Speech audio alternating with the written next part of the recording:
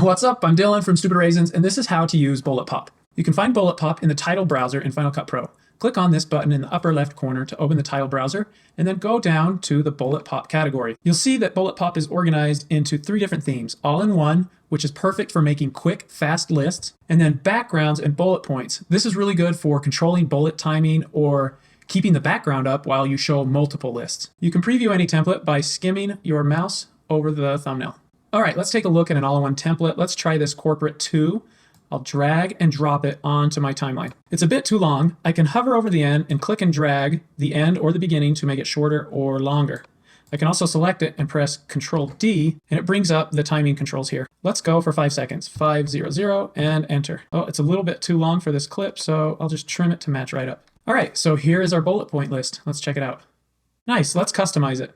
I'll select it and we'll go to the inspector. If you don't see it open on the right-hand side here, click on this button up here with the 3 sliders, and then double click on the title of the inspector and it will open up the entire inspector so we can quickly access all these different controls that we can change. It's really long because we have spots for each 10 bullet points. All right, let's start at the top. I can turn off the build in and out animations. I can also flip it to the other side. I can use the shift background to recompose the background. You'll notice as it animates in that it shifts the video underneath it over. So I can use this to fine tune that look. All right, there we go. I can change how many bullet points I want. I can do 10 all the way down to 1. Let's do 3 for this one. I can select the bullet type I want. I can do circle, diamond, triangle. Let's try this check. We can also customize the bullet animation. Let's have them grow. We can also change the position of the bullet list, and we can change its size as well.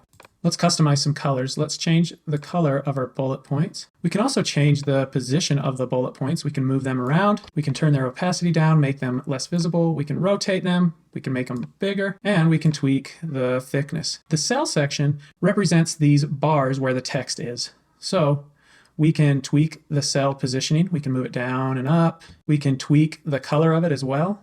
Let's try a dark purple. We can tweak the opacity. We can change the height. This is really handy if we want to make the text bigger. And we can spread them out too if we want to have a little more room. I can customize the look of the line. Let's change that color to this purple as well. And let's make it a little bit thicker. There's some drop shadow you'll see here on the edge of the bullet point, and we can control that right here. Let's change the background up top. I'll click on this triangle, then I'll click on the first color, and then I'll select the color picker, and let's set it to this purple.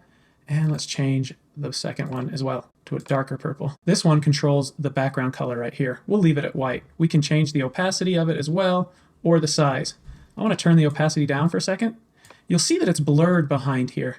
We can control that amount of blur with this slider right here. That's kind of a cool look itself, just having a blurred background instead of a solid color. But I want to stick with this. All right, now we can change the text for each bullet point. I can click on it, and then I can change it over here in the inspector, or I can double click on it and change it right here on screen. I can also change it right here in the title inspector. I can change the text, I can select it and put in something different.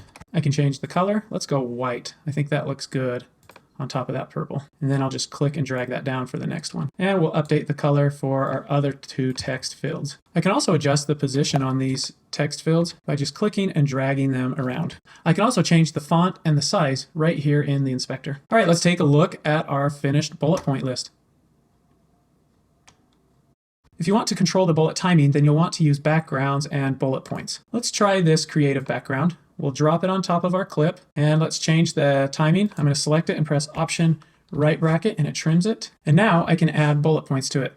I'll drag and drop my creative bullet point here. I'm going to duplicate it 2 times, and then let's stagger them. I'll select one, and I'll use period to move it to the right 1 frame at a time. So I'll go, there we go. I'll go 6 frames, and then let's move this one 6 frames past it. 1, 2, 3, 4, 5, 6. All right, now I want them all to end at the same time, so I'll select all of them. I'll put my playhead there.